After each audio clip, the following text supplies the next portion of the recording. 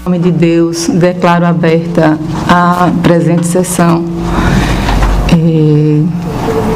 A relatora de ata para fazer a leitura da ata da sessão anterior. Ata da 4ª Sessão Ordinária do Tribunal de Contas do Estado de Alagoas, aos 26 dias do mês de janeiro do ano de 2017, no plenário das sessões do Tribunal de Contas do Estado de Alagoas, sob a presidência da excelentíssima senhora vice-presidente, conselheira Maria Cleide Costa Bezerra, no exercício da presidência, reuniram-se os senhores conselheiros: conselheiro Otávio Lessa de Geral dos Santos, conselheiro Anselmo Roberto de Almeida Brito, conselheiro Fernando Ribeiro Toledo, conselheiro substituto Alberto Pires Alves de Abreu. O Ministério Público de Contas esteve presente e representado pelo procurador Enio Andrade Pimenta. A auditoria se fez presente e representado pelo auditor Sérgio Ricardo Maciel. Havendo número para deliberar, a excelentíssima senhora presidente em exercício declarou em nome de Deus aberta a sessão, solicitando a leitura da ata da sessão anterior que foi aprovada. Na hora do expediente, a excelentíssima senhora presidente facultou a palavra.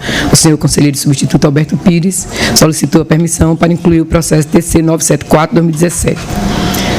Solicitação deferida. O senhor conselheiro Anselmo Brito registrou que a ouvidoria fez uma espécie de cordelaço, distribuindo cordéis sobre o que é a ouvidoria.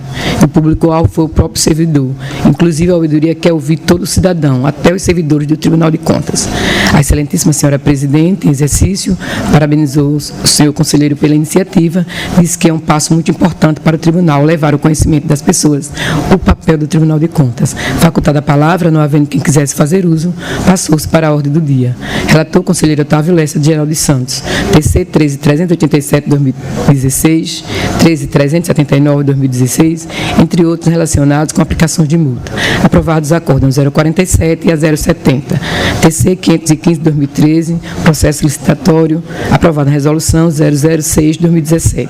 A excelentíssima senhora presidente em exercício passou a presidência para a excelentíssima senhora conselheira presidente, Rosa Maria Ribeiro de Albuquerque. Dando seguimento, continua a ordem do dia. Relator conselheiro Anselmo Roberto de Almeida Brito, TC 6685/2016, 7484/2016, entre outros, referente à aplicação de multa. Aprovados acórdãos 071 a 087. TC 6098/2013, prestação de contas exercício 2012, da Prefeitura de Coité de Unoa. Aprovado decisão simples arquivamento 3028/2016, 3029 e 3027/2016, retirados de pauta. TC 10817/2016, trata-se de representação do município de Boca da Mata. Aprovada a decisão simples 15 dias.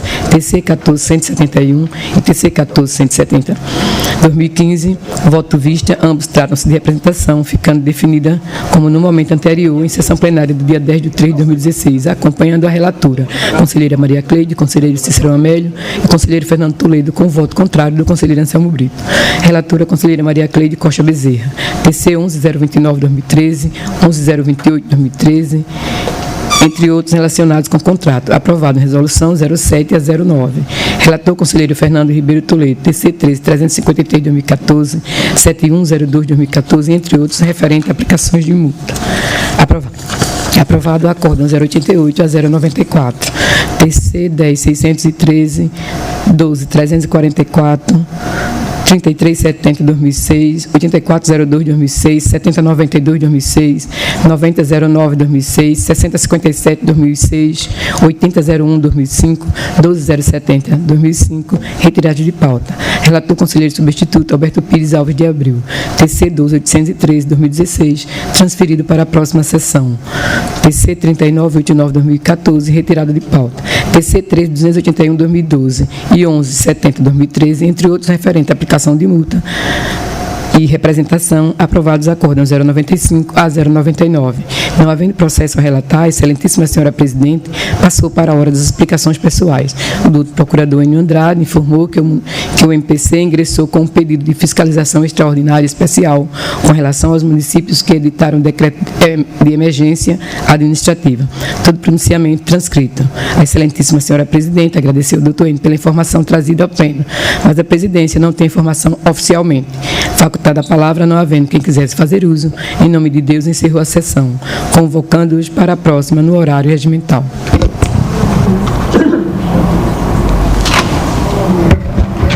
Em discussão, a ata. Em votação. Conselheiro Otávio Lessa. De acordo. Conselheiro Anselmo Brito. Presidente. Conselheiro Fernando Toledo. De acordo, presidente. Conselheiro Alberto Pires. Também de acordo, senhora presidente. Aprovado.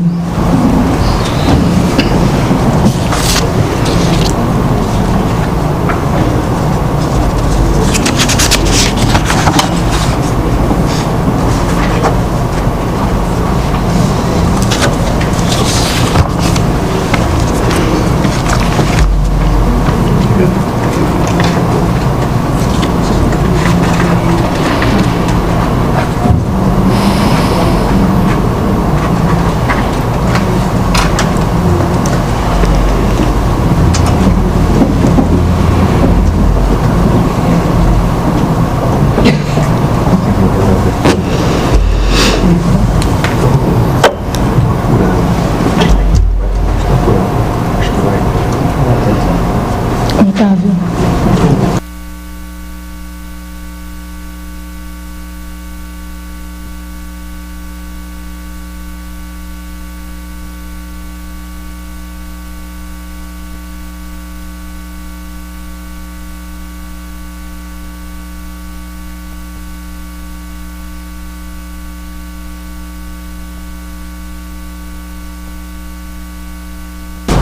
Chega do nome já.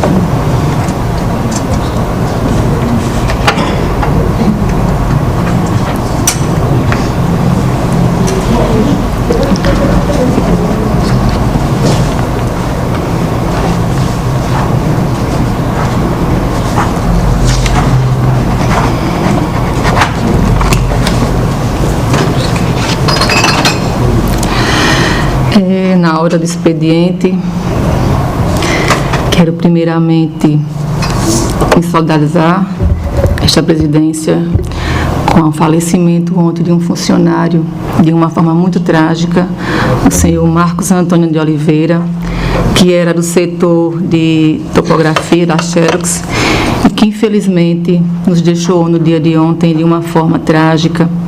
Então, nesse momento, eu peço a cerimonial para que seja enviado à família uma coroa de flores e, em nome de todo o nosso tribunal, que seja solidarizado à família que passa por um momento muito difícil, este momento muito difícil de dor e, infelizmente, se foi de uma forma muito trágica. Então, quero nesse momento que seja feito pelo nosso cerimonial o envio de uma coroa de flores e com votos de pesar pelo falecimento do nosso funcionário, ex-funcionário Marcos Antônio de Oliveira Santos. Depois disso, passo a palavra aos senhores conselheiros. Com a palavra, Otávio Lessa. Eu só queria me solidarizar com a sua colocação, presidente, no sentido da convivência, que eu tive a oportunidade de ele trabalhar uns 6 a 8 anos ainda comigo, desde a época do Zé Bernardes, funcionário que até muito calado, a gente não escutava nem a voz dele, né?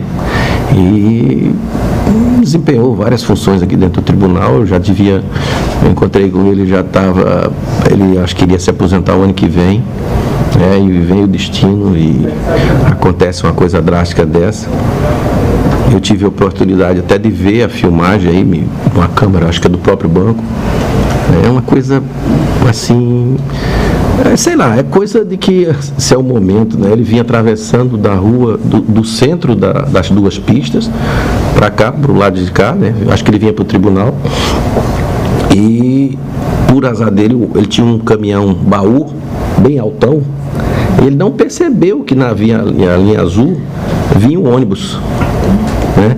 Quando ele chega na ponta da linha azul, que ele já viu o ônibus, a decisão é de segundos, né? Ele, em vez de parar, o ônibus passava, ele tentou atravessar. Ainda é que ele cruzou mais da metade do ônibus, o ônibus pegou ele na ponta de cá, quer dizer, ele já quase passava direto, mas é a fração de segundo e essa eu desligo de Deus mesmo. Eu só queria,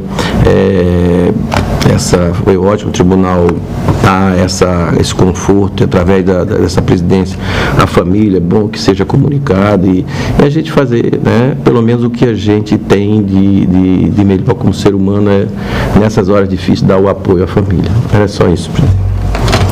Continua a facultar a palavra. Conselheiro Anselmo Brito. Senhor presidente, eu queria associar-me com as palavras de Vossa Excelência, também transmitir as minhas condolências à família em virtude deste acontecimento trágico que vitimou o funcionário aqui desta Corte de Contas, senhor presidente. Obrigado. Continua a palavra ao conselheiro Fernando Toledo. Senhor presidente, também faço minhas as palavras de Vossas Excelências no sentido da solidariedade com a família e o nosso mais profundo voto de pesar. Tenho certeza que todos os que fazem essa Corte de Contas estão sentindo pela amizade, pela convivência que teve de tantos anos com esse servidor. Meus votos de pesar e, com certeza, me solidarizando com o voto desse plenário. Continua a discussão. A palavra ao conselheiro substituto Alberto Pires. No mesmo sentido, conselheira, realmente era um colega que, como disse o conselheiro Otávio, entrava mudo, saia calado, né? Eu nunca ouvi a voz mais na tranquilidade dele e tal. Sentimos muito isso e seria até um alerta para todos nós, né? Essa travessia aí não deve ser feita, né? Um alerta para todos nós. Palavra do Dr. Sérgio Maciel. Conselheiro, eu também me associo a Vossas Excelências e quero prestar aqui minha solidariedade também à família e aos amigos e que Deus conforte-os nesse momento tão difícil de perda de um ente querido deles. Com a palavra o Ministério Público, doutor Rafael. Senhora Presidente, senhores conselheiros substitutos, eu queria também, em nome de todo o Ministério Público de Contas, manifestar o pesar pela perda do servidor Marcos, que também seja transmitida à família e aos familiares os nossos sentimentos e solidariedade pela perda de um ente querido. Então, que seja enviada aos familiares do senhor Marcos, votos de pesar de todos os conselheiros, Ministério Público e todos os servidores, auditoria e todos os servidores dessa casa, que seja enviado uma mensagem de pesar a esta família que deve estar sofrendo muito, que infelizmente é o caminho de todos nós, de uma forma ou de outra, é a única certeza. Então, continua facultado a palavra, senhores conselheiros, membros do Ministério Público. Passamos à ordem do dia para relatar conselheiro Otávio Lessa. Senhora Presidente, senhores conselheiros, o Dr. Rafael do Ministério Público, tem em mãos o processo TC 8925, versa sobre o contrato 018-2013, celebrado entre o município de Maceió, com a interveniência da Secretaria Municipal da Educação e a empresa MCZ Engenharia, objetivando a construção de creche escolar no loteamento Casa Forte, localizado no bairro de Antares. O valor presente do contrato foi R$ 612.859,38, celebrado em 22 de maio de 2013. A sua publicação foi no dia 23 de maio, no Diário Oficial do município, e o prazo de execução de 9 meses. Os autos foram analisados e evoluídos os contratos e convênios desta Corte, que procedeu as devidas informações na folha 535 e 537 e posteriormente encaminhado ao Ministério Público de Contas, que emitiu o parecer 6243 de 2016, opinando pela regularidade do contrato em apreço. No que diz respeito ao enquadramento da modalidade do certame, destaco a inteligência do artigo 6º, inciso 8, da Lei 8666, que define a utilização tomada de preço sobre regime de execução indireta de empreitada por preço global. No caso em tela, o objeto licitado foi a construção da creche escolar do loteamento Casa Forte. E nesse primo, com base no parecer do Procurador do Ministério Público de Contas, pela regularidade dos procedimentos, essa relatoria não encontra óbice no registro dos dados dos contratos. Antes, as considerações acima, diante do Pleno do Tribunal de Contas, no uso de suas atribuições constitucionais e legais e regimentais, a mim é concedido, do fulcro do artigo 133 do Regimento Interno, voto. A. Pela anotação e pelo registro do presente processo licitatório na forma para fins de direito. B. Pela comunicação ao gestor da Secretaria Municipal de Educação de Maceió, CEMED, para devida ciência. E C. Pela juntada da cópia do parecer do Ministério Público de Contas nesta decisão colegiada aos autos da prestação de contas. Com a palavra, o Ministério Público. Reitero o parecer do Ministério Público, que opinou pela regularidade formal da contratação, conforme o termo do voto do relator. Em discussão, processo relatado pelo conselheiro Otávio Lessa. Em votação, conselheiro Anselmo Brito. Acompanho o relator, senhor presidente. Conselheiro Fernando Toledo. Com o relator. Conselheiro substituto Dr. Alberto. Também acompanho o relator, senhor presidente. Aprovado. Sem mais processo, presidente. Pela sequência, temos agora o conselheiro Anselmo Brito, mas temos aqui também o advogado Dr. Anderson Ricardo Barros Silva, que irá fazer uma sustentação oral no processo TC 12296 de 2016. Aqui o relator é o conselheiro Anselmo. Então, eu passo a palavra ao conselheiro Anselmo Brito, informando que haverá essa sustentação oral do senhor advogado. Excelência, eu só queria, mas não, se eu não repetisse o número do processo em que vai haver sustentação oral. O processo que me passaram é o 12296, 12296-2016. Confere. Não, porque eu acho que acho que não tem esse processo na minha pauta, eu tenho? Não, sim, mas aí eu tenho processo. Desculpa. Tem 12, está aqui na pauta. 12296 de 2016. Então, assim, se tu guardar só um minutinho que o processo físico não está aqui. O senhor relator, quiser adiantando outro processo. Tá, então eu vou relatar logo os processos de sanção, que praticamente são em lista. Certo. Os processos são em lista, Com a palavra do conselheiro Anselmo. Senhora presidente, senhores conselheiros, ilustre membro do Ministério Público que oficia junto a esta Corte de Contas, especialmente neste plenário.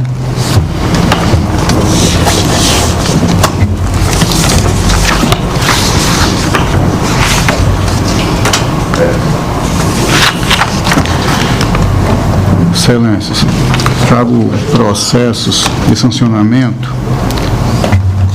a gestores que tenham atuado nos municípios de Olho d'Água Grande, Mar Vermelho, Paricônia e Flecheiras. Assim, excelências, trago sancionamento ao prefeito de Olho d'Água Grande no processo 11.904 de 2012 pelo não envio de contrato com a empresa Radar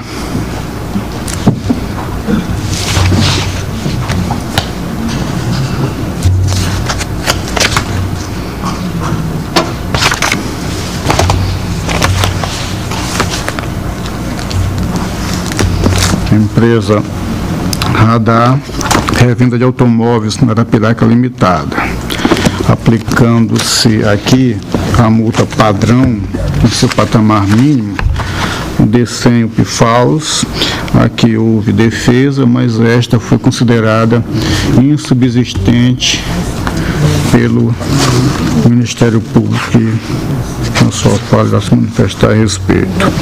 Com relação ao gestor a gestora de Mário Vermelho, trago sancionamento no processo 6686 de 2016, pelo não envio do processo administrativo referente ao contrato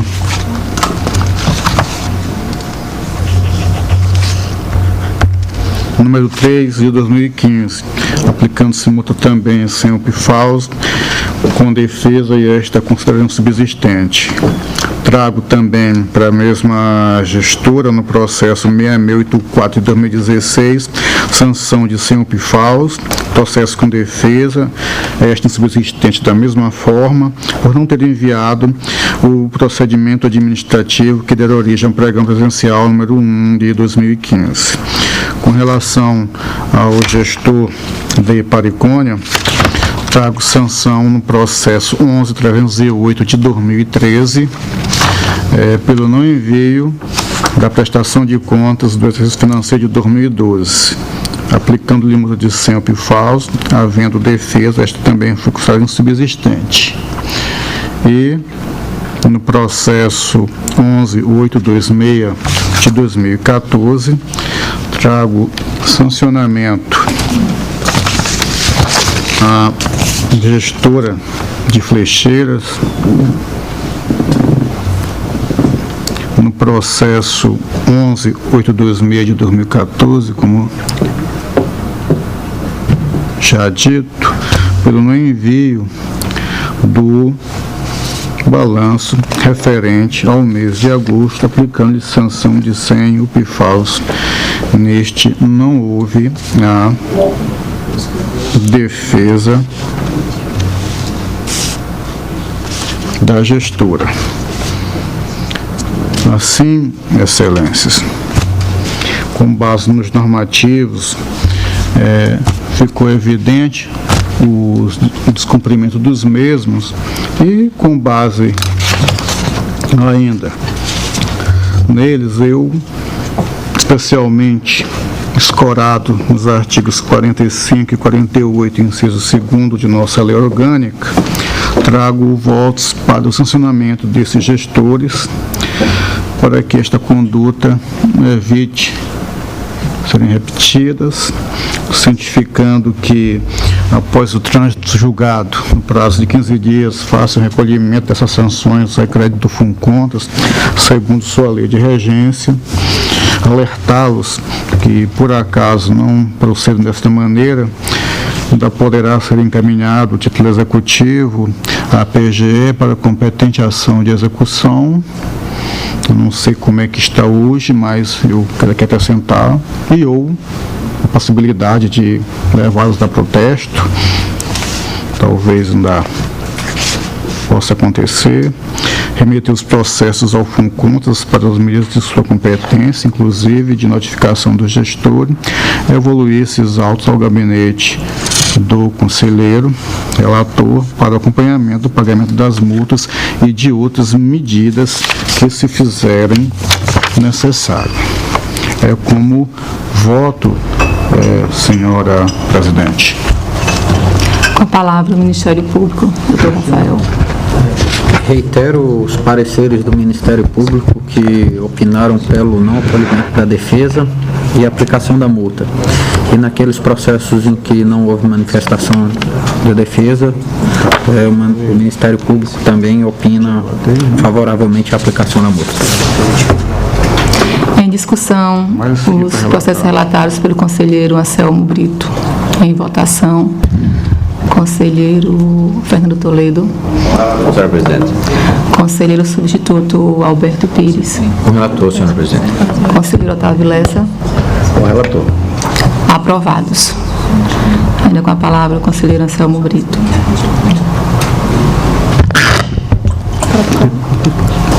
Senhora presidente, tem mais um processo em funcionamento, é o processo 12.485 de 2011, onde eu trago sanção ao gestor de Campo Alegre pelo não envio dos contratos com as seguintes empresas: Bezerra de Melo Silva, Bonfim Gouveia Limitada, Luciano Menezes Santos EPP, Perfil Gráfica Limitada, Torres Construções e Empreendimentos Limitada, primeiro e segundo termo aditivo ao contrato com a empresa Bonfim Gouveia Limitada. Sem excelência, tendo em vista que cada fato desse constitui um motivo de atuação, trago-lhe a multa no seu patamar, como são 700 UPFAL, 100 para cada conduta. E nestes autos também houve defesa, mas esta foi considerada insubsistente. É como voto especificamente nesse processo, senhor presidente. Com a palavra, o Ministério Público.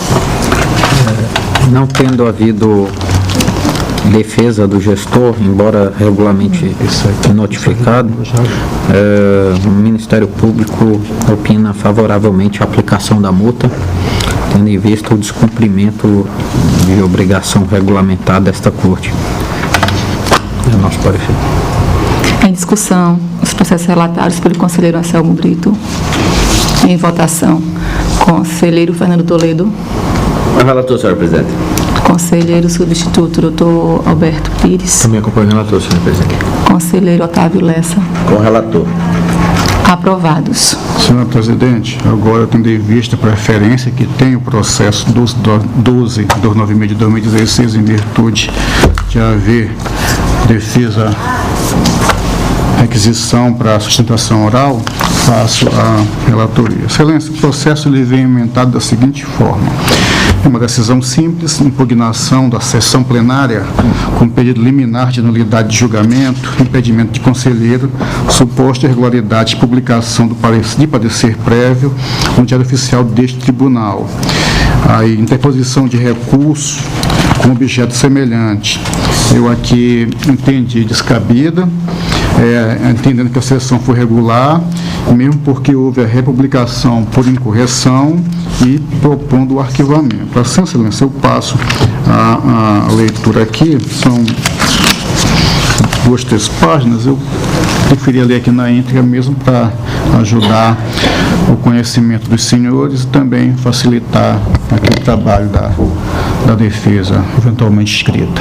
Trata os autos sobre a interposição de impugnação à sessão do Pleno no dia 2 de agosto de 2016, com pedido inicial de nulidade de julgamento, na qual foi desarado o parecer prévio recomendando à Igreja Câmara Municipal de Cajueiro a rejeição, reprovação das contas prestadas pelo então gestor, o senhor Antônio Palmeri Melo Neto, no exercício de 2005, nos autos do processo 5584 de 2006.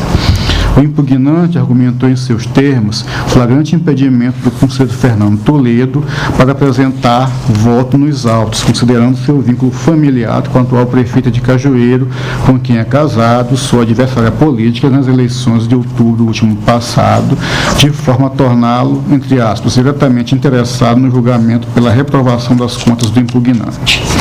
Questionou ainda uma suposta irregularidade na publicação do parecer prévio no Diário Oficial desta Corte, ocorrida em 5 de agosto de 2016, uma vez que não constava a informação da participação do conselheiro Fernando Ribeiro Toledo na contabilização dos votos. Por fim, formulou requerimento de modo liminar pela anulação do parecer prévio, apontando o erro de procedimento, erro no procedendo, e no mérito pela nulidade da sessão e do citado parecer prévio, em virtude da inobservância do impedimento do conselheiro Fernando Ribeiro Toledo e da irregularidade da publicação da decisão, além de solicitar a notificação do eventual impugnado para atuar no feito, conselheiro Fernando Toledo, da Câmara Municipal de Cajueiro e da realização de nova sessão de votação. Após a realização de análise preliminar, o processo seguiu o Ministério Público de Contas, que, por meio do parecer 6392 da lavra do procurador Ricardo Schneider, manifestou-se pelo não conhecimento da impugnação e arquivamento dos autos, pela falta de previsão regimental. Unicamente é isso que consta aqui, da via utilizada. E ainda ponderando a interposição de 2 outros recursos protocolados ante a Corte de Contas, que em seus termos atenderiam de forma suficiente os interesses do impugnante. É o relatório, senhor presidente.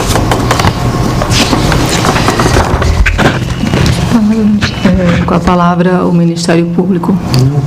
Primeiro a defesa. Primeiro vai ser a sustentação oral do doutor advogado senhor Anderson Ricardo Barros Silva, que fará a sustentação oral do processo TC 12.296/2016.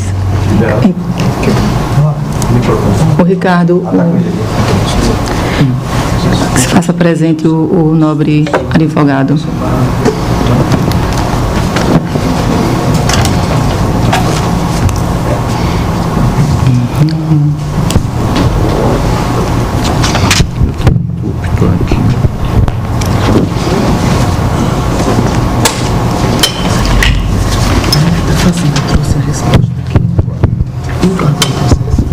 Excelentíssima senhora presidente desse egrégio tribunal, senhores conselheiros aqui presentes, Ministério Público de Contas e todos aqui presentes, bom dia. A defesa vem nesse momento tratar apenas da impugnação da questão preliminar e que trata, que já foi expendido pelo senhor relator, a questão do impedimento de um dos conselheiros que participou efetivamente, diretamente, de uma decisão do acórdão que julgou improcedente as contas do então prefeito do ano de 2005, o senhor Antônio Palmeri Melo Neto. A discussão trata diretamente da declaração e apuração dos votos na sessão. Participação do conselheiro Fernando Ribeiro Toledo, cônjuge de terceiro, com interesse direto no resultado do processo. Impedimento flagrante. Ausência de declaração de impedimento. Isso caracteriza nulidade absoluta do voto e do julgamento. Então, o impugnante leva ao conhecimento desta egrégia Corte de Contas que no dia e hora da ocorrência da sessão plenária que ilegalmente julgou as contas de gestão do município de Cajueiro do exercício de 2015, participaram da sessão plenária o senhor conselheiro Fernando Ribeiro Toledo, que é cônjuge da então prefeito no momento do julgamento, a senhora Lucila Régia Toledo. O que aconteceu? No sistema processual brasileiro, nenhum magistrado pode atuar num processo que ele tenha interesse diretamente pela causa. Naquele momento, o conselheiro Fernando Toledo era o esposo, ainda é, mas naquele momento eu estou falando da contemporaneidade, da atual prefeita, que estava participando de um pleito eleitoral e que minimamente, por respeito aos princípios inerentes à Carta Magna, sobretudo do artigo 37, no mínimo o da moralidade, ele deveria se averbar suspeito e não participar diretamente, efetivamente, do julgamento, por uma simples razão. Se ele não tivesse participado, o resultado poderia ter sido mantido ou poderia ter sido de forma diferente. Acredito que nem eu, nem Vossas Excelências têm condições de saber, porque o sistema colegiado, ele varia de acordo com o que ocorre no momento da sessão plenária. Esse é o principal ponto que a defesa vem arguir, e por isso que nós adentramos com a impugnação para que seja anulada a sessão e que seja reaberto o novo processo do início, que não tenha o poder de macular a decisão conforme ocorreu. Muito obrigado. Agradecemos ao nobre advogado. Agora com a palavra o Ministério Público.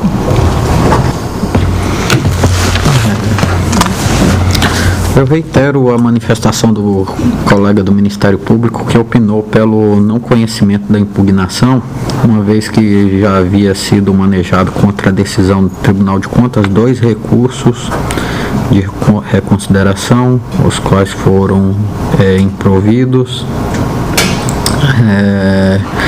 E em razão disso, tendo exaurido todos os meios previstos legal e regimentalmente, não há possibilidade de processamento da impugnação alegada. E ao que consta aqui do relatório, o conselheiro Fernando Toledo não participou nem consta como subscritor do acórdão que julgou o recurso no parecer prévio. Essa é a nossa manifestação. Com a palavra o nobre advogado. Terá mais 5 minutos.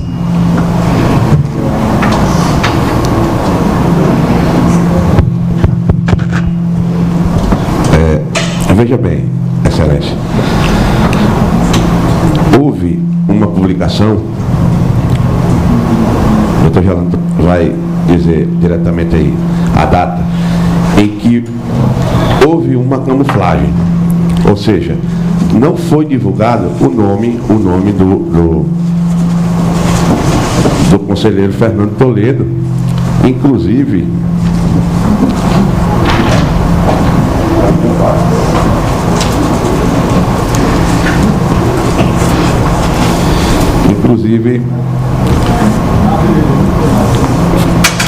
participou da seguinte situação: Anselmo Roberto da Silva Brito, Fernando Ribeiro Toledo, Cícero Amélia, Ana Raquel substituta e o Otávio Lessa. E o que foi que aconteceu? Nesse acordo não publicou o nome do senhor Fernando.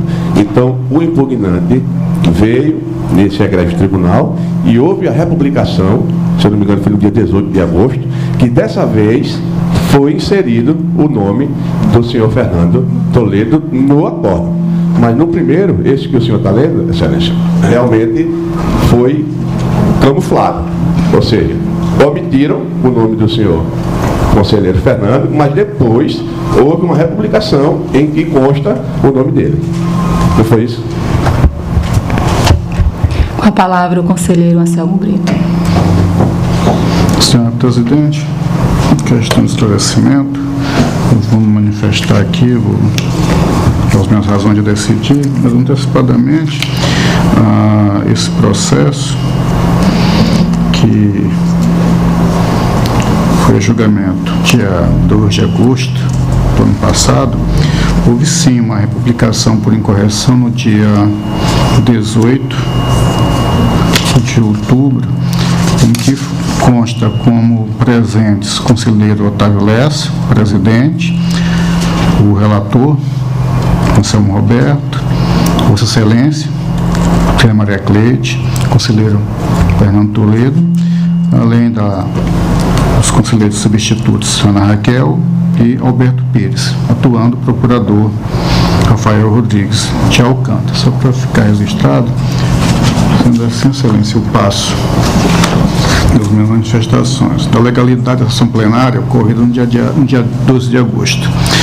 Salutar trazer a baile que estabelece a seção 2ª do regimento interno desta Corte de Contas quanto à ordem dos trabalhos em plenário, notadamente o teor do artigo 76, que determina a observância do número de conselheiros presentes para regular a composição do quórum de instalação. Lembrando-se que este quórum também soma-se a presença dos auditores substitutos. Seguindo com a leitura da ata da sessão anterior e, na sequência, os processos a serem submetidos ao colegiado. Estando presente o órgão ministerial, no caso do Dr. Rafael, entendo que deverão ser considerados válidos os julgamentos proferidos na sessão, porque há o quórum já em em número relevante e a presença sine qua non do procurador, que unicamente responsável para que seja instalada a sessão, é indispensável a sua presença.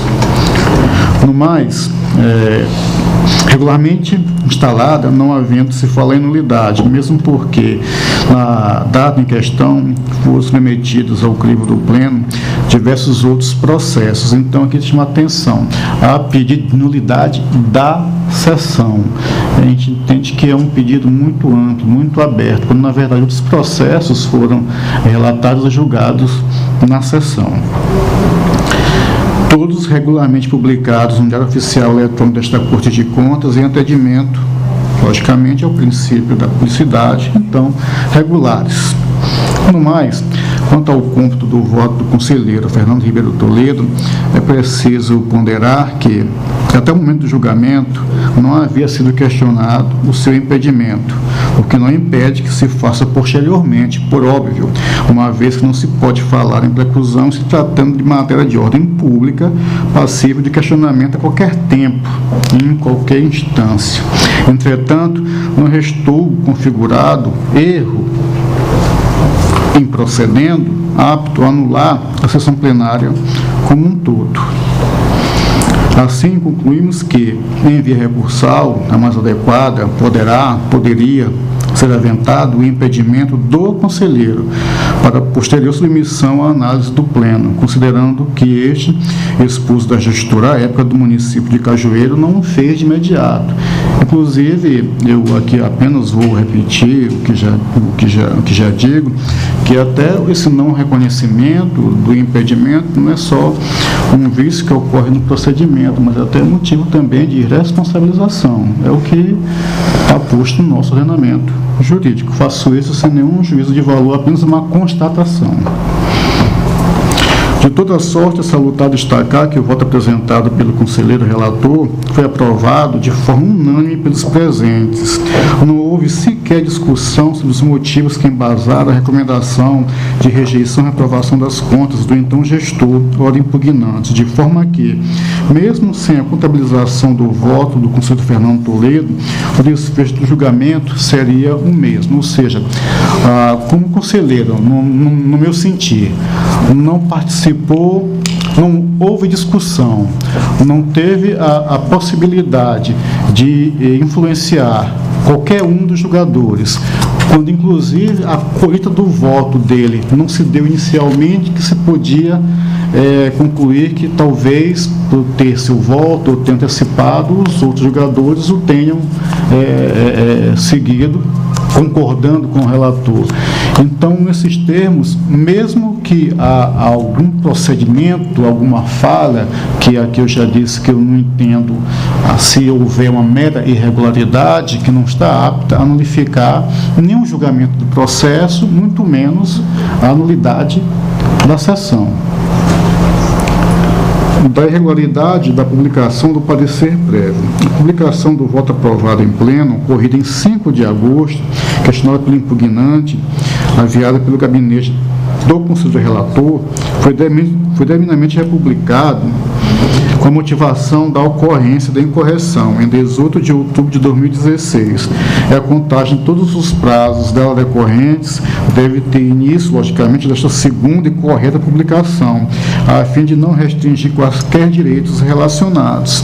Assim, mais uma vez, entendo, no meu sentir, que não há irregularidade suficiente a provocar a nulidade desta publicação, muito menos do julgamento, por não vislumbrar prejuízo ao impugnante ou a qualquer outro interessado, uma vez que a informação fora repassada adequadamente, se necessária, com a necessária publicidade e eficácia resultantes. Por todo o exposto, excelências, considero os argumentos carreados aos autos e os pontos destacados pelo Parque de Contas, além da circunstância de todos esses estarem sendo tratados também em via recursal, considerada a mais correta. Assim, até por medida de economia processual, nós entendemos pela descontinuidade, consequentemente, arquivamento do processo, postergando o enfrentamento desses fatos para o momento da análise do mérito dos recursos já apresentados pelo impugnante. Diante disso, se resultar com o meu voto no seguinte sentido, de não acatar, não receber esta impugnação pelos motivos aqui declinados, arquivar na forma do artigo 87 da nossa lei orgânica, remeter esta decisão ao impugnante para conhecimento por meio postal, embora já esteja aqui o seu advogado, já estando ciente da decisão que vamos tomar hoje aqui no pleno, de modo que, tenho certeza, não haverá dúvidas quanto à sua cientificação.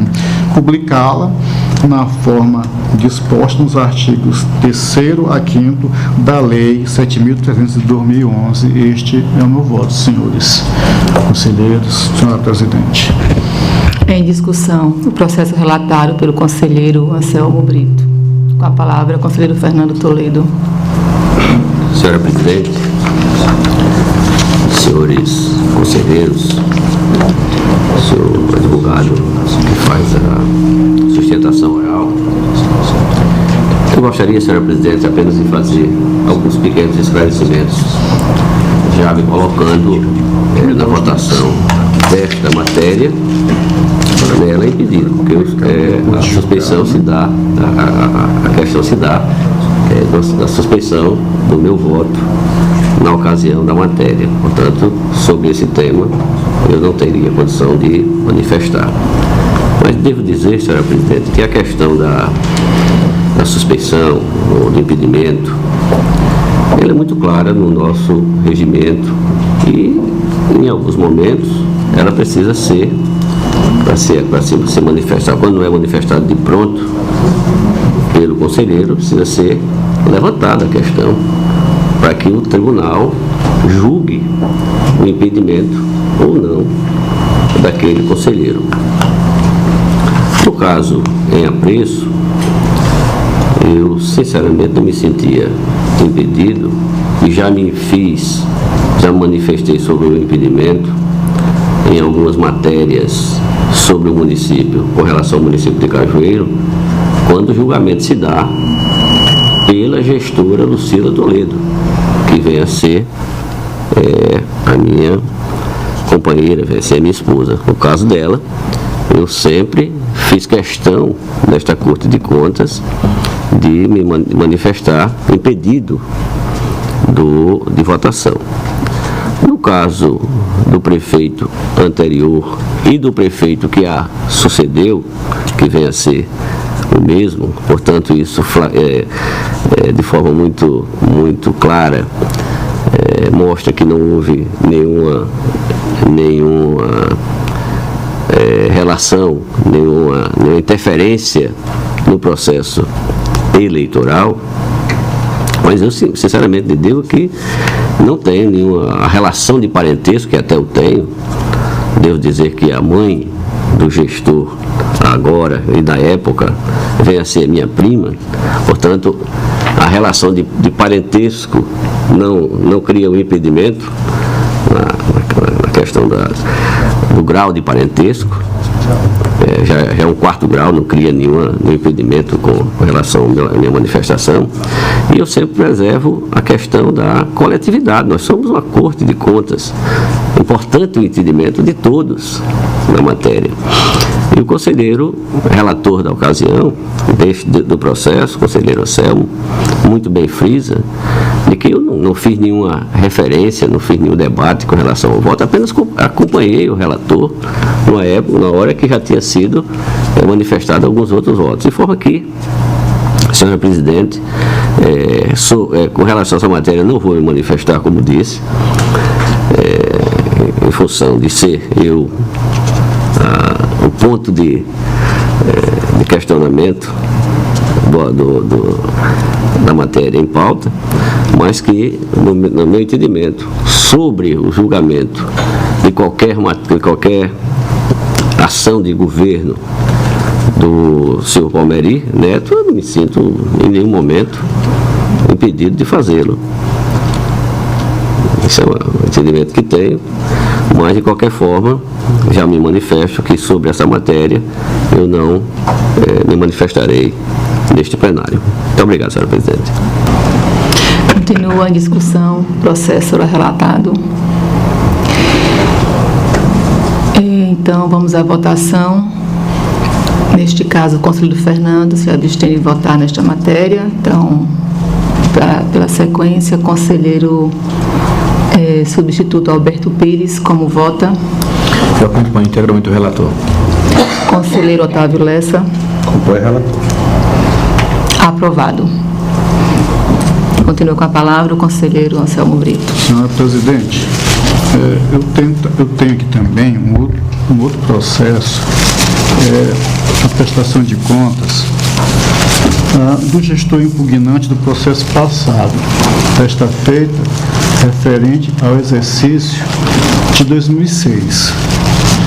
Eu vou relatar porque já estamos tratando do mesmo gestor. É o número do processo? É o número 4812 de 2007.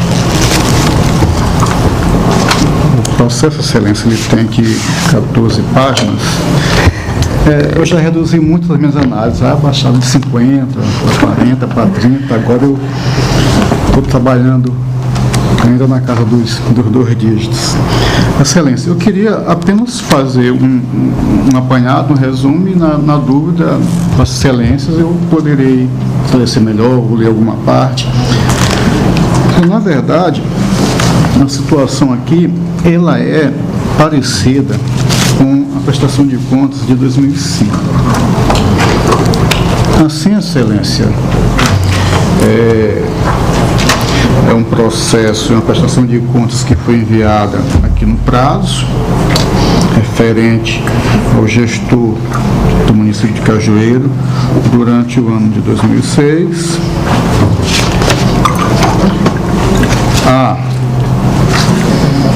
Foi dada a possibilidade do mesmo se manifestar nos autos, não só ele, mas também com o seu staff, a fim de que colhissem as informações e pudessem trazer uma análise mais realista, mais concreta do que nos é apresentado em forma de papel, de balanços, relatórios, balancetes, demonstrações financeiras, excelência. E assim, só quem tomou a iniciativa de fazer, pelo menos a iniciativa de esclarecer alguma coisa, foi o contador, não tendo o gestor, apesar de corretamente notificado, em nenhum momento se manifestado quanto a este processo. Devo destacar que o tribunal não realizou a inspeção em loco, entenda, auditoria, na verdade, no município, o que sempre dificulta a nossa análise, por termos que ficar buscando informações através de outros meios. Aqui tem algumas coisas interessantes quanto à questão dos instrumentos de planejamento e programação, não foram enviados a esta corte, o PPA, LDO, mas isso não foi motivo que impedisse a nossa análise, porque de outra forma solicitamos ao presidente da Câmara e estes documentos eles foram enviados, propiciando a nossa análise. Fato curioso que a previsão para a abertura de créditos adicionais, ela veio na LDO e não na lei orgânica, como, por assim dizer, me perdoem a tecnia, como é de lei. E esse é o fato que eu trago aqui, que é curioso. A estipulação de que as receitas e despesas para o exercício montariam em cerca de 15.129.000, arredondando, que a lei orçamentária, ela veio aos autos, permitindo a nossa análise, aí comparada com o que foi enviado posteriormente, mas verificamos também aqui a abertura de créditos suplementares que aqui eu entendo sem embasamento legal, porque ainda que se considere que a LDO pudesse trazer este limite, na LDO esse limite foi dado de 10% e na abertura de créditos adicionais suplementares observou-se a abertura de cerca de 50%, aí quase 40% sem o lastro legal para se proceder dessa forma. Já estando claro aí que minimamente está desvirtuado o princípio da legalidade quanto à abertura desses créditos adicionais suplementares. Há algumas situações que merecem ser verificadas, a diferença de informações constantes nos balanços e nos demonstrativos que dessem mais as especificidades, como no análise do balanço financeiro, havendo contabilização de 2.600.000 e 1.800.000, respectivamente, a título de receita e despesa extra-orçamentária, divergindo do registro de demonstrativos que traz expedições em torno de 2.900.000 e 1.900.000, respectivamente. Há algumas informações que não são lastreadas pelos extratos bancários, assim entendendo que não há documento comprobatório que justifique a sua contabilização. Aqui é um valor até que podemos considerar imaterial, mas é o que constatamos nos autos. Com relação às rubricas, na verdade, contas envolvendo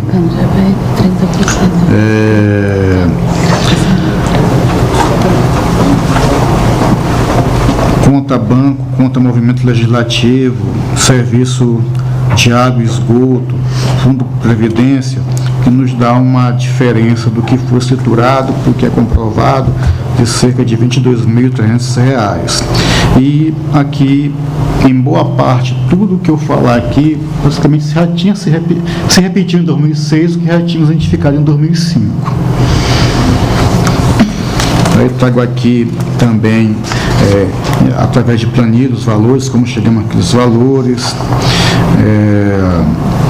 Verificamos que isso aqui a gente não pode substituir o gestor, mas a diminuição da disponibilidade de um exercício para o outro de quase 74%. E muitas dessas contabilizações, a gente tendo pedido que o gestor se manifestasse, as informações é que, vindo do setor competente, o responsável pela contabilidade, era informado que a contabilidade ela era apenas consolidada, que os números, que as informações já vinham dos setores próprios, tal qual a Previdência, tal qual a Câmara Municipal, tal qual o próprio Serviço de Água e Esgoto. Há valores referentes ao fundo de previdência, contabilizado no balanço financeiro, que não apresenta a comprovação. E tudo isso foi oportunizado ao gestor e também ao seu staff manifestar-se a respeito.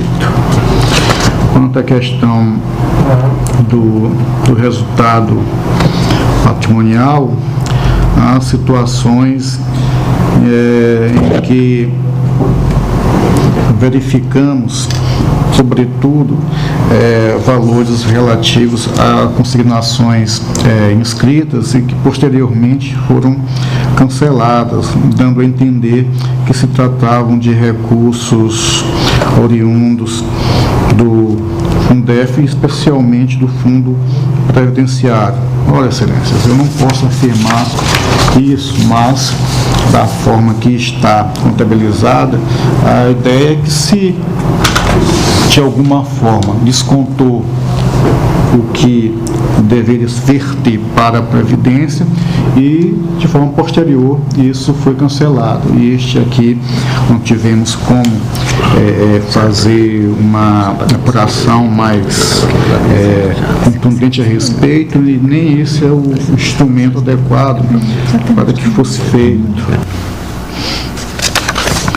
Temos aqui questões relacionadas com os limites de ordem constitucional, e aqui isso tanto foi observado pelo relatório técnico, como por nós, com base na documentação constante dos autos. O não cumprimento dos limites mínimos, também com educação e saúde. O tratamento indevido de restos a pagar de forma unificada, sem discriminar quais realmente representariam direitos a serem pagos e quais aqueles em que o serviço ou o bem ainda não tinha sido prestado.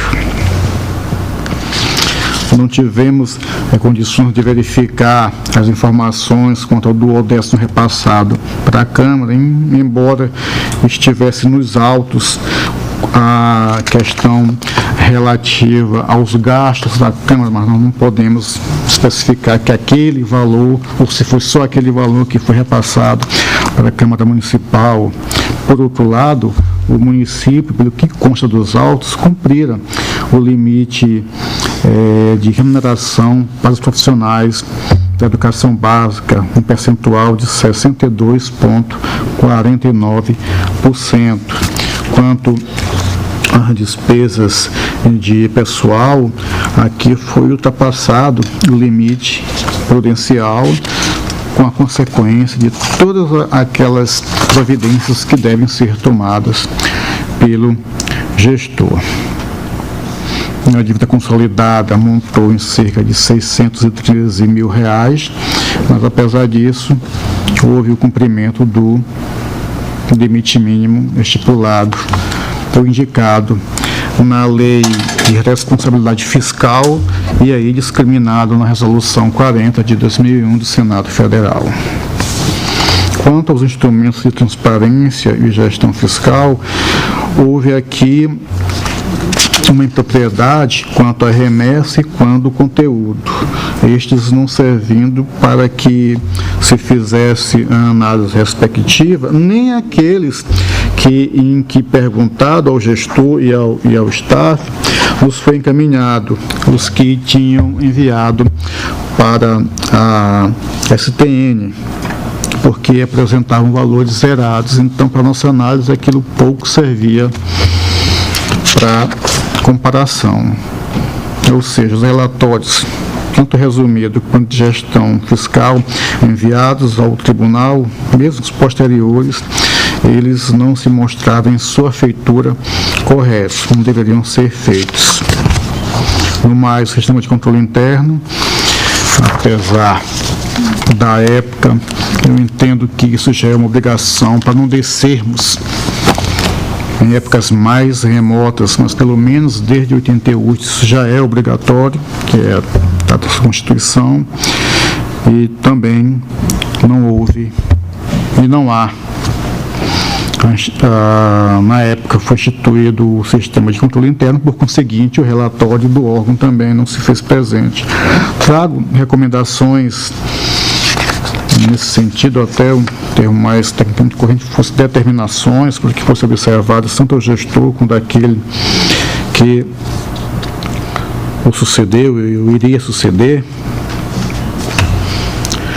tais quais encaminhamento da prestação de contas, deve obedecer às normas contidas nos normativos que tratam a matéria todas, com documentação comprobatória, que a lei orçamentária, na sua feitura e execução, ela observe os princípios constitucionais e lá, aqui especificamente, os princípios orçamentários que todos nós da área pública que trabalham com esta matéria têm a obrigação de obedecer, evitar a abertura de créditos adicionais, ser um devido extrato, substrato legal, elaborar a peças contábeis, financeiras, de forma correta e com as informações necessárias para que, inclusive, ajude a nossa missão aqui institucional, esta aqui diretamente casada com a participação, a existência e efetivo funcionamento do sistema de controle interno, que aquilo que é contabilizado ele seja pelo menos de forma amostral, embasado em documentos comprobatórios, observância das normas contábeis básicas, observância, é até redundante falar isso, observância dos limites mínimos constitucionais, educação, saúde e outros afins, a adoção de providências, diminuir o estoque da dívida, diminuição das despesas com pessoal, providências quanto à elaboração e instituição do sistema de controle interno. Com mais, trago meu voto pelos motivos que aqui expus, para que quando a Câmara for fazer a análise desta prestação, que essa análise se dê pela reprovação ou irregularidade das contas, da forma aqui disposta e na capitulação que rege o tema.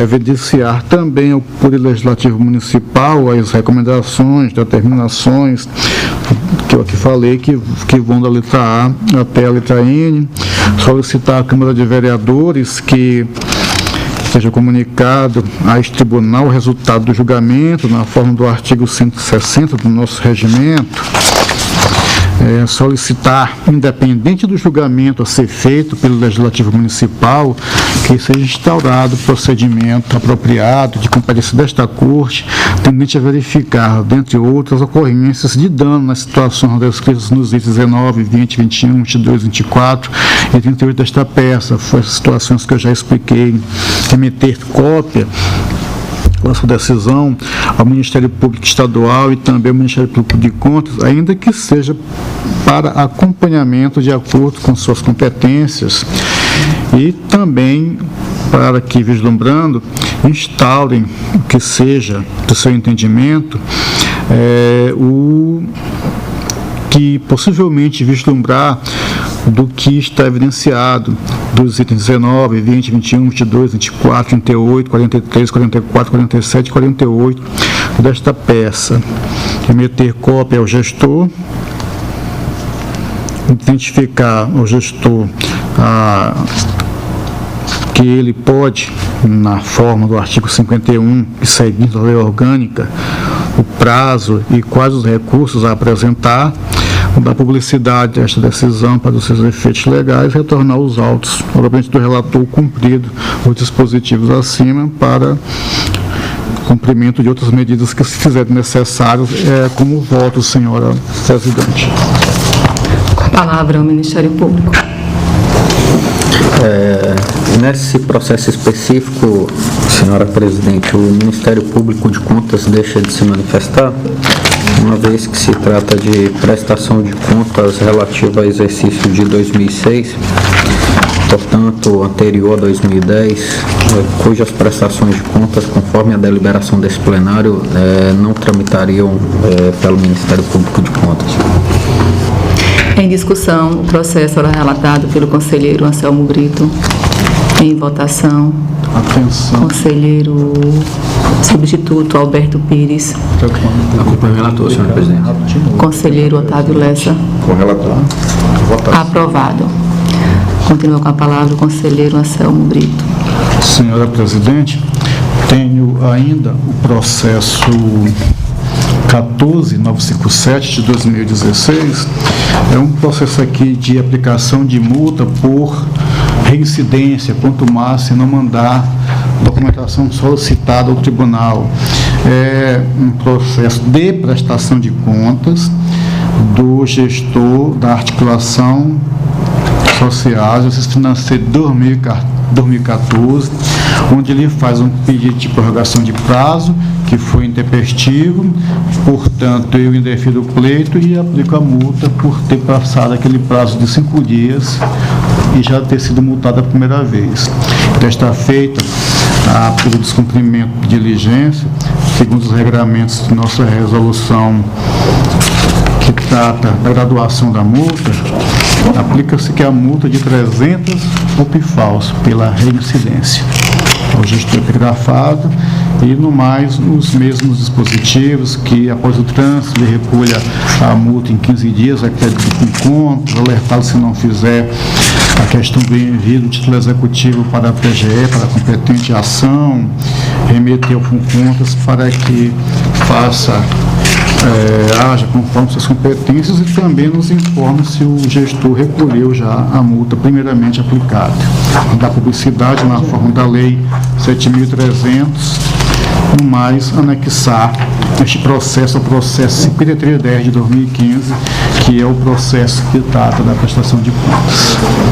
Com a palavra, doutor Rafael. O Ministério Público opina favoravelmente a aplicação de multa.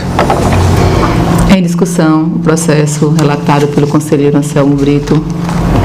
Em votação, conselheiro Fernando Toledo. Relator, senhora presidente. Conselheiro substituto Alberto Pires. Também acompanho o relator. Conselheiro Otávio Lessa. Com o relator. Aprovado.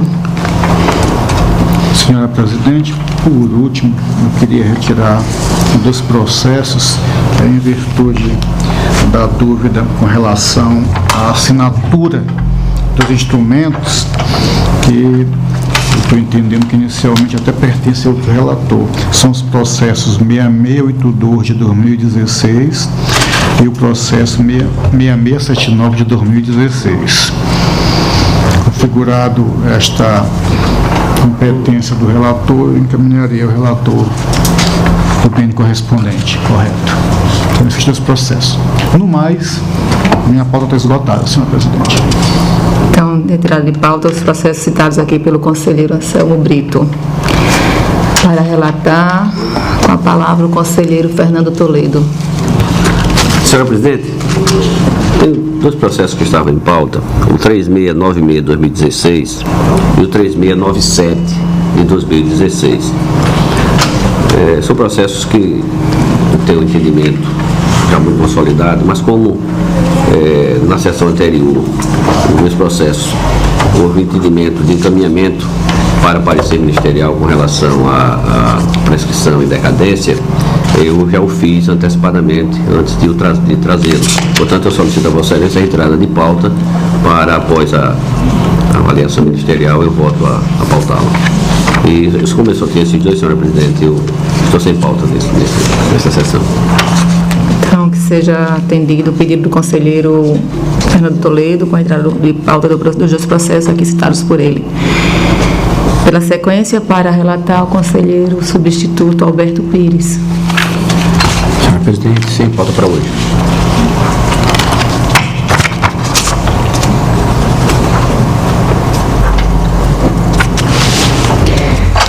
Eu tenho para relatar alguns processos, mas irei transferir para a próxima quinta-feira. São 5 processos, 6 processos. Então, que está a pauta de hoje, eu transfiro para a próxima quinta-feira. Então, não havendo mais processos a serem relatados, passamos às explicações pessoais, facultando a palavra aos senhores conselheiros, membros do Ministério Público. Não havendo... com a palavra, doutor Rafael, Ministério Público. Senhora presidente, senhoras conselheiras, senhores conselheiros, senhores conselheiros substitutos, solicitar aqui a palavra apenas para reforçar uma questão que reputo importante. Na última sessão, o colega Enio me substituiu aqui, já tocou no assunto, diz respeito aos decretos de emergência que estão surgindo nesse início de ano, emergência administrativa em razão da transição de governos municipais, e temos verificado que algumas prefeituras têm decretado emergência, foram 6 até o momento em que demos entrada no pedido de de fiscalização especial extraordinária em relação a esses municípios, e depois dessa providência nossa, mais 2 decretaram emergência, municípios de Olho da Água do Casado e Porto de Pedras. Então já totalizam 8 municípios que decretaram emergência administrativa. Algumas observações aqui importantes a serem feitas é que essa situação denota alguma gravidade que está ocorrendo no município. Podem ser 2, mas a situação é grave e merece a atenção desse tribunal. Uma, pode ser que, de fato, o decreto de emergência proceda, a declaração ali feita é verdadeira, o novo prefeito adotou todas as providências em relação à transição, mas pegou uma prefeitura muito desorganizada, enfim, e nesse caso a responsabilidade seria do ex-prefeito. Mas também pode ser que esses decretos de emergência sejam declarações infundadas e, portanto, oportunistas, aproveitando que se trata de uma transição, um período de instabilidade administrativa, os novos prefeitos, objetivando afastar a obrigatoriedade de licitação para adquirir bens e serviços, decretam a emergência, e a gente observou que vários desses decretos são genéricos, não especificam quais seriam as áreas afetadas, enfim, não delimitam o objeto, alguns com prazo já no máximo legal de 180 dias, sem fazer nenhuma ressalva, porque 180 dias é possível desde que a prorrogação, mas uns decretos já saíram com prazo também prorrogável máximo. E é importante, nesse sentido, que o tribunal reedite algum ato normativo. A gente julga que a instrução normativa seja interessante para exigir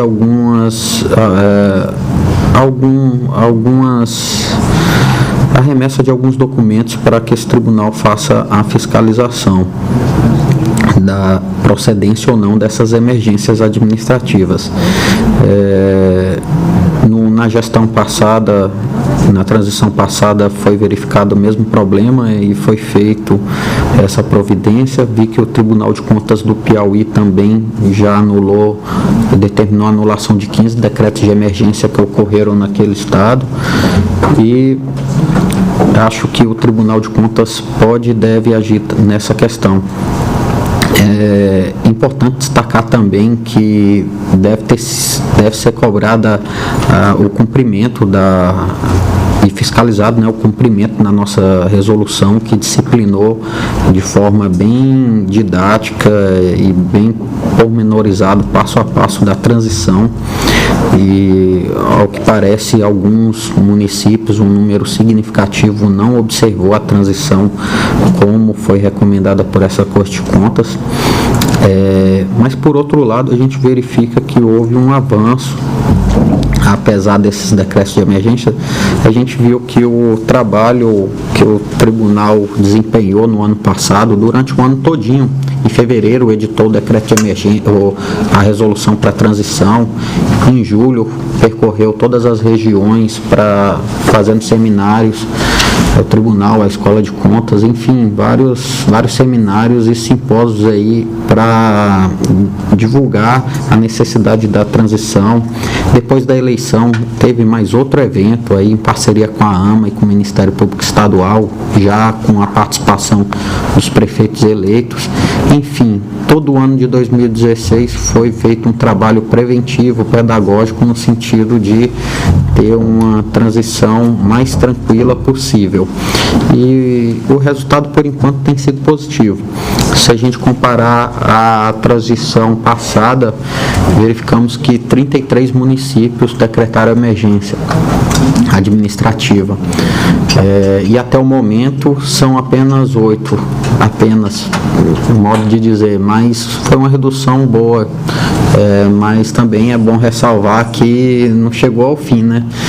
Esses decretos costumam surgir até ali início de fevereiro, meados de fevereiro, então esse número de 8 deve ter um acréscimo. Mas de qualquer forma, o trabalho desenvolvido pelo Tribunal de Contas durante todo o ano de 2016, creio que já tem um resultado positivo no sentido de reduzir essas emergências administrativas aí. Mas de qualquer forma, a gente ainda considera importante regulamentar em ato específico a forma de fiscalização desses decretos de emergência. Até um indício de que esse decreto pode ser falacioso ou inverídico é o fato dele ficar restrito ao âmbito administrativo, porque e o gestor não adotar nenhuma providência nem judicial, nem extrajudicial, no sentido de provocar as outras instâncias para verificar crime ou improbidade administrativa, já que a maioria deles alegam desaparecimento de documentos, processos, informações, ou deletaram softwares, enfim, todos esses fatos que são alegados para subsidiar esses decretos de emergência, ao nosso ver, configuram pelo menos em tese crime contra a administração pública e improbidade administrativa. Ora, se o prefeito constata essa situação e apenas se limita a decretar o estado de emergência, tem a obrigação por dever de ofício de comunicar esses crimes à autoridade policial, ao Ministério Público, enfim, e também tem o poder e dever de ajuizar ação de improbidade, ação civil pública, ação de busca e apreensão desses documentos, o processo de onde que estejam, e enfim, exibição de documentos. Ele tem vários mecanismos e instaurar tomada de contas especial, enfim, tem vários mecanismos, mas a gente verifica que o intuito primeiro, o principal tem sido a emergência pura e simples para fugir à aplicação da licitação. Então, acho que para esse início de ano é um desafio aí que se apresenta já para o tribunal. Seria bom uma atuação quanto antes, até para coibir, frear esse movimento que está sendo deflagrado. Essas são as nossas considerações, presidente. Com a palavra, Anselmo Brito. Conselheiro Anselmo Brito. Aproveitar a deixada pelo Ministério Público, que sendo redundante, a deixada. Lembrar que hoje é o último dia para que se configure toda a regra da transição municipal.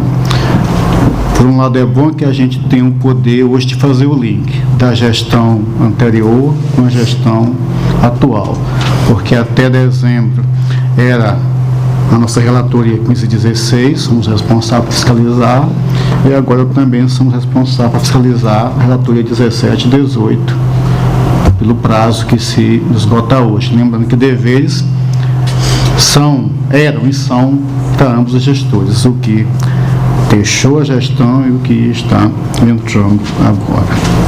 Com relação ao decreto de emergências, na verdade, doutor Rafael, é um ato presidencial de 2013, que disciplina a fiscalização especial extraordinária do Tribunal do Estado de Alagoas em relação às prefeituras que decretaram o estado de emergência no início do exercício financeiro de 2013. Tem esse ato.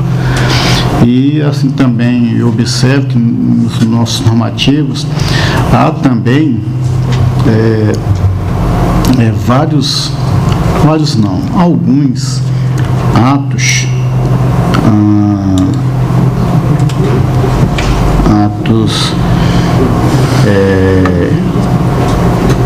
do TCE-AL em que, na verdade,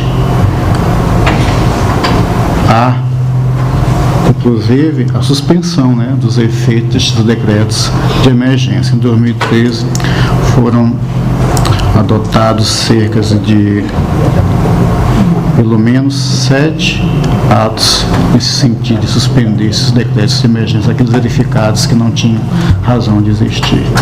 Era essa a informação que eu queria dar, senhor presidente. Continua a palavra, senhores conselheiros. Otávio Lessa. Bom, presidente, eu acho que esse levantamento feito pelo Ministério Público é importantíssimo. Eu acho que foi a proposta, foi exatamente. E, doutor Rafael, como você colocou, foi substancial. Você saiu de 30% para até hoje 8%, mais ou menos, né? 102 municípios. Eu acho que... Eu, sinceramente, eu achei até que seria mais, né? Mais ainda decretação maior, mais municípios ainda. Eu acho que a proposta a semente foi plantada e daí a proposta que sair depois, a tendência nos outros 4 anos, a coisa tenha vai funilando e vai. E esse relatório final é que eu acho que é o importante, termina hoje o prazo e que a gente possa, cada um na sua relatoria, verifique e você vai ter uma noção exatamente para chegar naquilo se é, vamos dizer assim, o prefeito está totalmente desesperado mesmo e a coisa precisava, ou se apenas foi uma possibilidade de abrir algumas portas para dar mais velocidade às coisas que eles queiram realizar. É só isso, conselheiro. Continua facultada a palavra, senhores conselheiros. Como já foi colocado aqui anterior, numa sessão passada, pelo procurador doutor Enio, e a nossa presidente já comunicou também que ficou até feliz com o resultado da diminuição, né? Realmente era um número muito maior, uma redução hoje de apenas 8 acho que até a semana passada. E aí ela irá tomar as providências, essa presidência irá tomar as providências no que se refere à solicitação do Ministério Público, mas não tenho dúvida que avançamos. Eu acho que o bom de tudo isso é que avançamos, estamos no caminho certo. Então, não havendo mais quem queira fazer uso da palavra, em nome de Deus, declaro encerrada a presente sessão, enquanto os convoco para a sessão da próxima quinta-feira, no horário regimental.